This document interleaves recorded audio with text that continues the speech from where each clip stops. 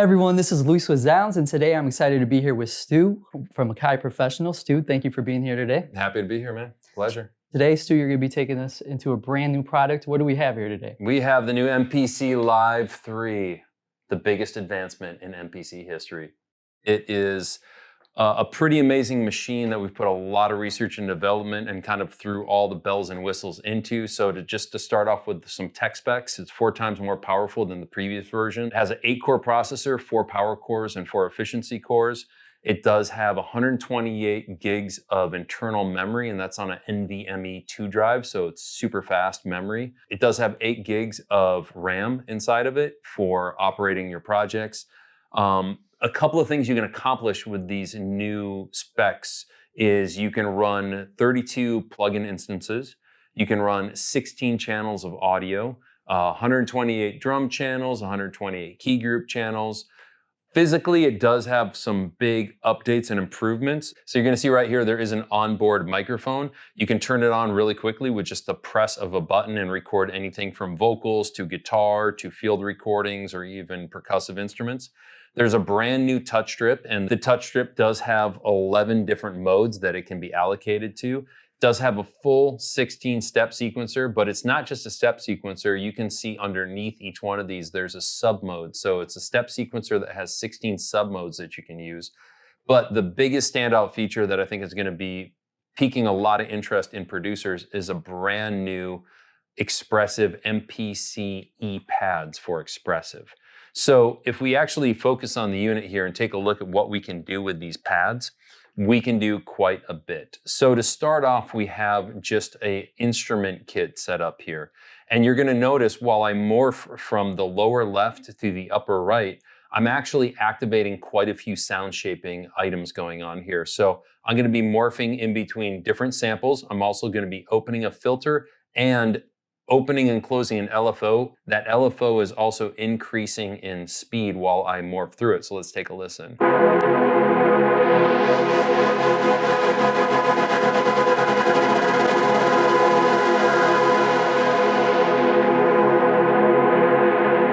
So that's just one example. If we go to another pad here, we're gonna hear some more.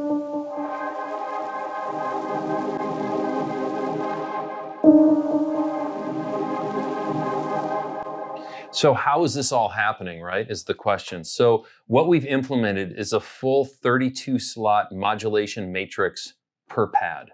So you're able to go in and assign anything from the X and the Y axis of the pad to the pressure sensitivity of the pad to pretty much any parameter of this actual pad, or even some of the effects that are on the pad.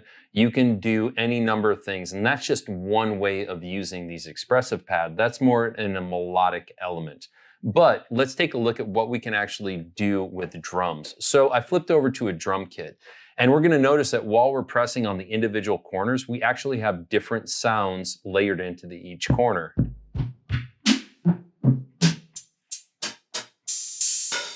So that gives the user a huge amount of expressive variety while they're drumming and coming up with different drum ideas, because you have access to all 4 of those samples.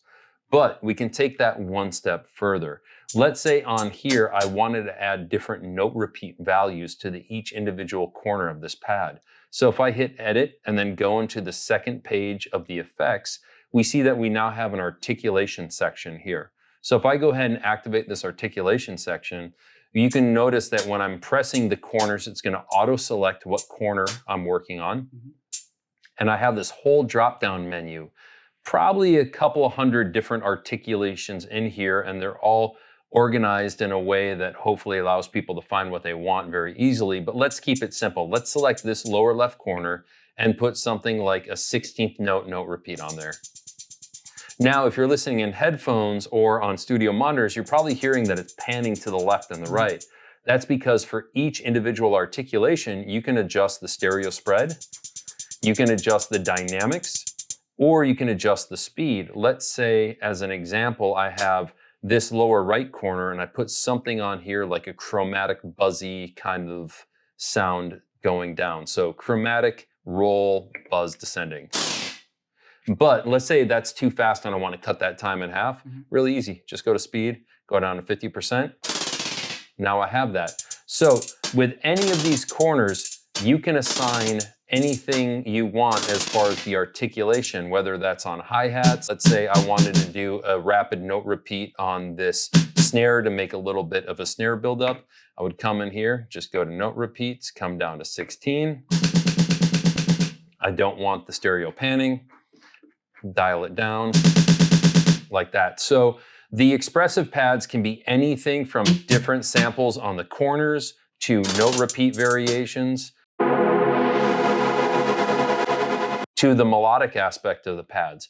But let's take that one step further by integrating the expressive pads with the actual new addition of the 16-step sequencer.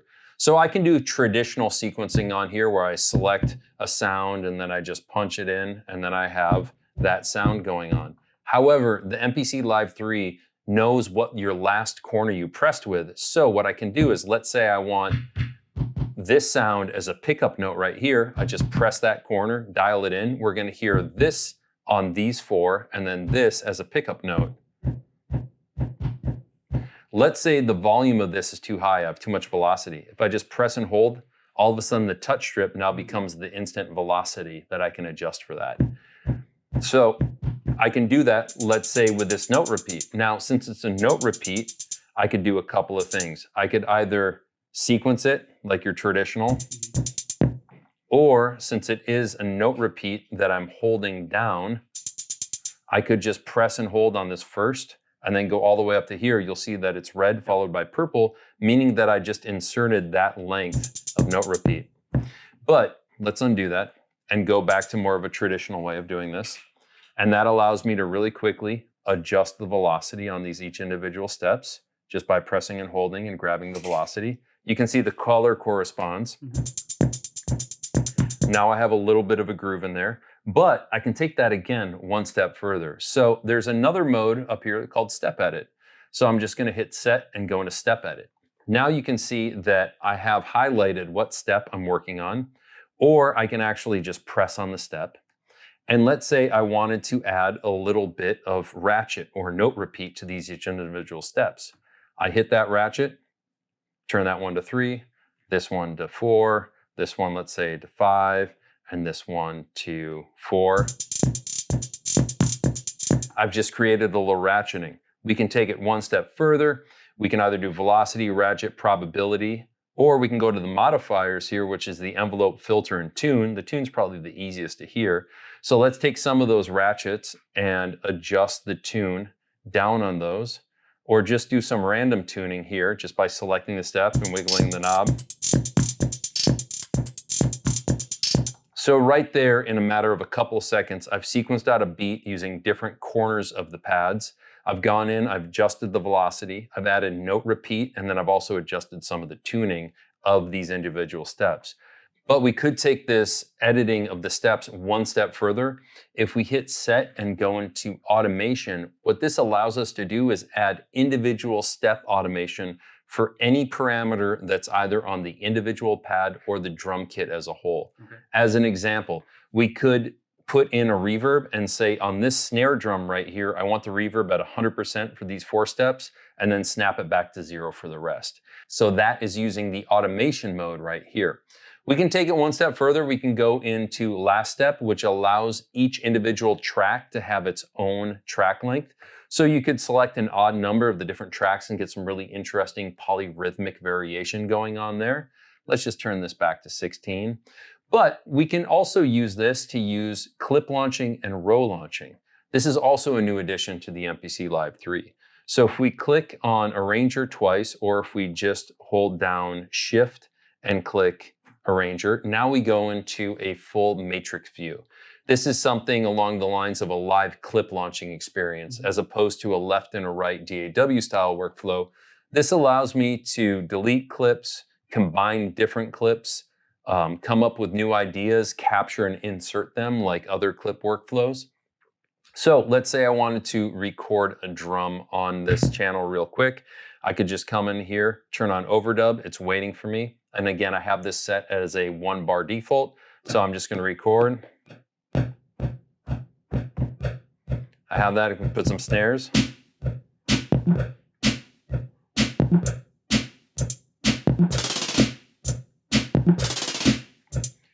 So that's one way of using the clip matrix. Then I could just come into my next track and start recording something in here just by hitting record, preparing that.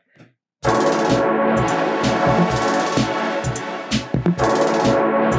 could come to the next track, grab another idea. Next one. Now, if I wanted to, I could go ahead and do follow actions over here. Each individual row can have its own BPM. So you can come up with some really unique things. But let's say hypothetically that I had a bunch of different tracks going on. I had this track with this track and this track going on. And I wanted to capture those as a new idea that I can trigger on the fly. Just press and hold, insert and capture. Now I have that idea. I can trigger it on the touchscreen here, or by switching this into row launch. Now, when I'm in row launch mode, I can see that I can trigger the different rows from the upper buttons right here. Or if I'm on clip launch, I can trigger each individual clip of whatever selected track I'm on. So those are a couple of the sub functions that come up here. You can either do things like track select, track arm, track and pad mute for live performance. But one really unique feature that we added to this is more geared towards live performance. So if we come in here and just go and select the Q-Link pad grid mode, what we now have is 16 freely assignable buttons, but we have 4 pages. And what I'm able to do is assign any parameter or stack multiple parameters to a button.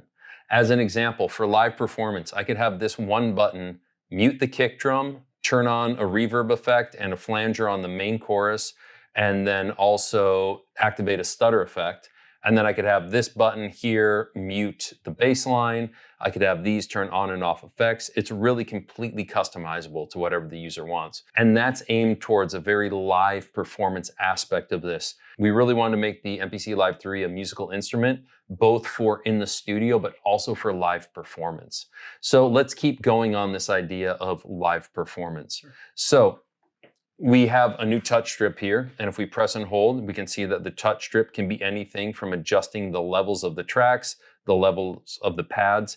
If we have an instrument placed on here, so let's just go into the main and add a plugin instrument, and I'm just going to come in here and put, let's say, a lead synth on here. So pad synth classic lead, and maybe this one right here. What I can do is I can just press and hold this down and turn it into pitch bend, and then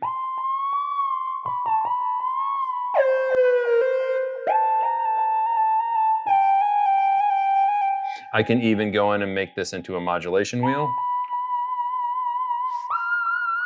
So you get some of that vibrato. And again, you know, depending on the synth, you can assign that modulation to any destination and have a ton of control using this slider right here. We can even go in and use this as a sustain pedal for doing pianos, expression, or we can even just turn it off if we don't want it to function at all. I'm going to go back and just turn it to the traditional touch effects, which is a live performance effect here.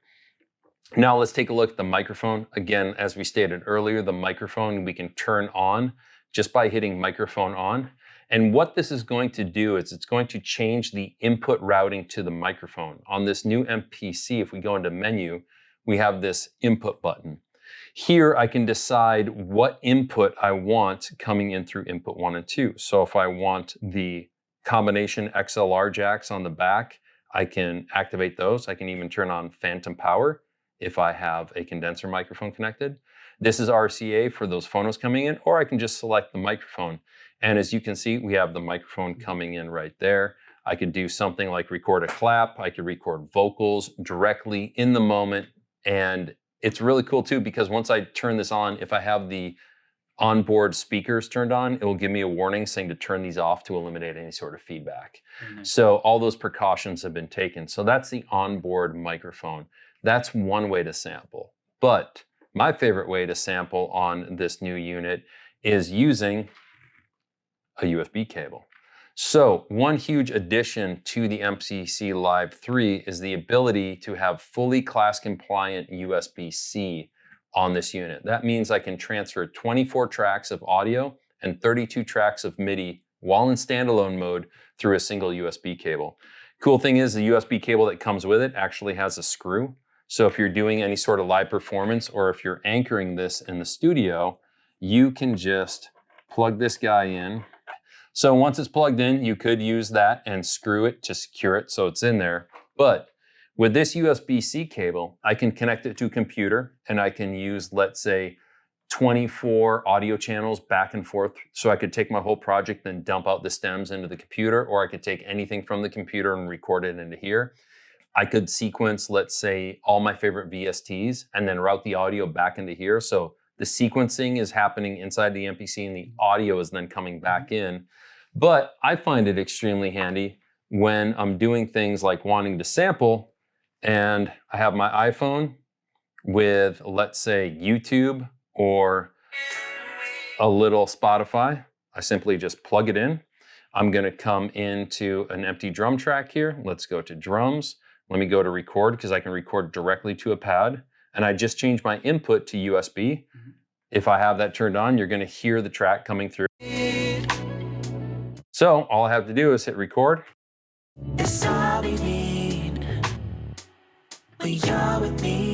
So I just hit stop, keep it on a pad, hit keep. I've sampled directly into there. But now we can take that one step further, and instead of Spotify, I can activate a MIDI channel, change it to MIDI output 1. I have 2 MIDI outputs over the USB, so I have 32 channels of MIDI. But let me go in here and just pull up something along the lines of a synth on my phone. Now I'm sending MIDI out into my phone to control a virtual synth and routing the audio back into the MPC all through one USB-C cable. So it really opens the door for the MPC just to be the instant gratification hub of however you want to get sounds in and out of it, whether you're connected to the computer, connected to your phone, connected to an iPad, sampling, controlling external things, even running just audio through here for some sort of visual digital effects, and then running it back in. So that's all done with a class compliant single USB-C that's included and has a cool screw on it to keep it solid and locked in there. Other updates on here, you do have the combination jacks now on the back that allow you to do XLR 1/4 inch with the phantom power on there. Again, the new processor, it still has a hard drive bay on the bottom, but the hard drive internally is 128 gigs of memory now. It does come with a whole bunch. This is actually really cool. Let me show you this.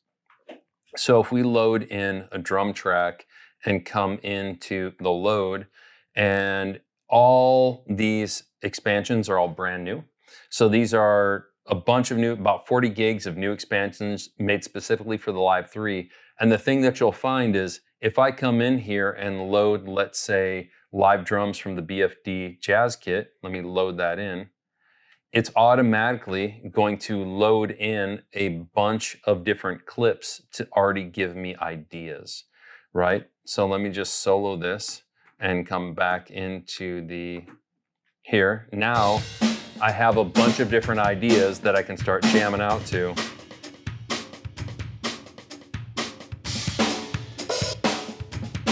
And again, all the content is brand new, updated. There's a lot of live drums in here for people that want to use this more as a singer-songwriter point of view. There's a lot of great classic stuff, partnership with F9 Audio.